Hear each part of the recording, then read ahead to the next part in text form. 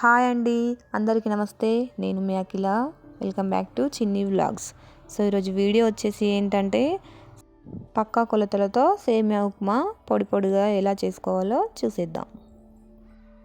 సేమియా ఉప్మాకు మెయిన్గా కావాల్సినవి ఒక గ్లాస్ సేమియా, కట్ చేసి పెట్టుకున్న ఉల్లిపాయ ముక్కలు, కట్ చేసి పెట్టుకున్న ఒక చిన్న టమాటో, ఒక క్యారెట్, పిరికెడు కొత్తిమీర, ఒక గుప్పెడు పచ్చి బఠానీ, ఒక 5 కట్ చేసి పెట్టుకున్న పచ్చిమిర్చి. ముందుగా స్టవ్ ఆన్ చేసుకొని ప్యాన్ పెట్టి హీట్ అయ్యాక కొంచెం నెయ్యి వేసుకోవాలి.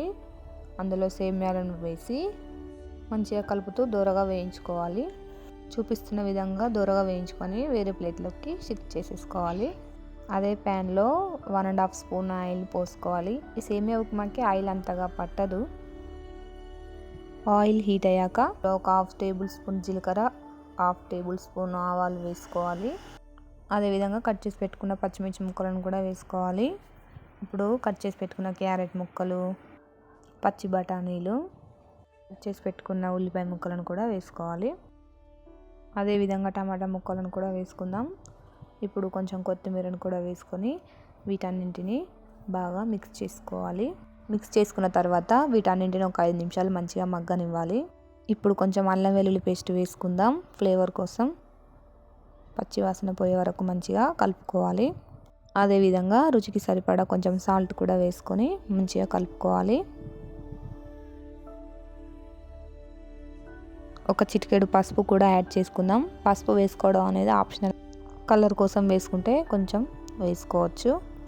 వీటన్నిటిని మంచిగా మిక్స్ చేసుకున్న తర్వాత ఒక గ్లాస్ సేమియాకి 1 గ్లాస్ వాటర్ యాడ్ చేసుకొని ఒక 1/2 గ్లాస్కి కంటే కొంచెం తక్కువ వాటర్ని యాడ్ చేసుకోవాలి. చూపిస్తున్న విధంగా వాటర్ కనుక ఎక్కువైనట్టయితే సేమియా ఉప్మా పొడి పొడిగా రాదు.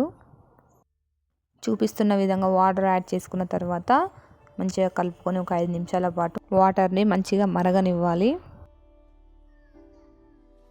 వాటర్ ఇలా మరుగుతున్నప్పుడు మనం ముందుగా ప్రిపేర్ చేసి పెట్టుకున్న సేమియాలను ఈ మిశ్రమంలో వేసి ఉండలు కట్టకుండా మంచిగా కలుపుకోవాలి. తర్వాత లో ఫ్లేమ్లో ఒక 5 నిమిషాలు ఉడకనివ్వాలి. చూడండి, సేమియా ఆల్మోస్ట్ ఉడికిపోయినట్టే.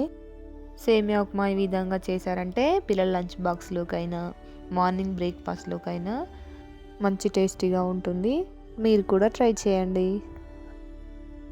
ఈ వీడియో కనుక మీకు నచ్చినట్లయితే do like, share, subscribe our channel.